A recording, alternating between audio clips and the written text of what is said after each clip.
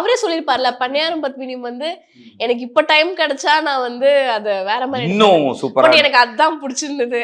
Correct. அது ஆக்சுவலா என்னன்னா இந்த அனுபவத்தோட சேர்த்து வச்சு பார்க்கும்போது அவருக்கு அது இன்னும் சூப்பரா பண்ணிருக்கலாமே அப்படின்னு ஒன்று தோணுது. பட் ஆனா நம்மளுக்கு அந்த அனுபவமே ரொம்ப பெருசா இருக்கு. கரெக்ட். ஏன்னா அது வாழ்க்கையை ஒட்டிய என்ன சொல்றது, நம்ம நிறைய கடந்து போயிட்டே இருப்போம். ஆனா டக்குன்னு கவனிக்க மறந்துருப்போம்ல. அதை போய் நிப்பாட்டி ஒரு மனுஷன் மொத்தமா புடிச்சு காமிக்கிறாருங்கிறப்போ அது வேற லெவல்ல இருக்கும். அது அந்த ஃபீல்.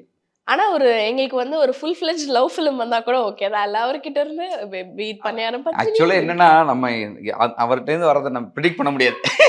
படம் மாதிரி தான் அவர் என்ன சொல்றது, அன்பிரிடிக்டட் ஸ்கிரீன் பிளே தான் அவரோடது. என்ன நடக்குங்கிறது யாருக்குமே தெரியும். சித்தாக்கு அப்புறம் திடீர்னு வீரதீர சூரனே எதிர்பார்க்காம திடீர்னு இந்த ஜோனல்ல வந்து படமா அப்படிங்கிற மாதிரி தான் இருந்துச்சு. ஒரு படமா அப்படின்ட்டு.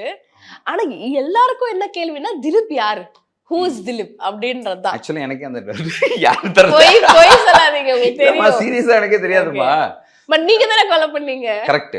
நான் தான் கொண்டிருக்கேன். ஆனா பார்ட் 1ல கொண்டிருக்கேன். அதனால எனக்கு தெரியல அது.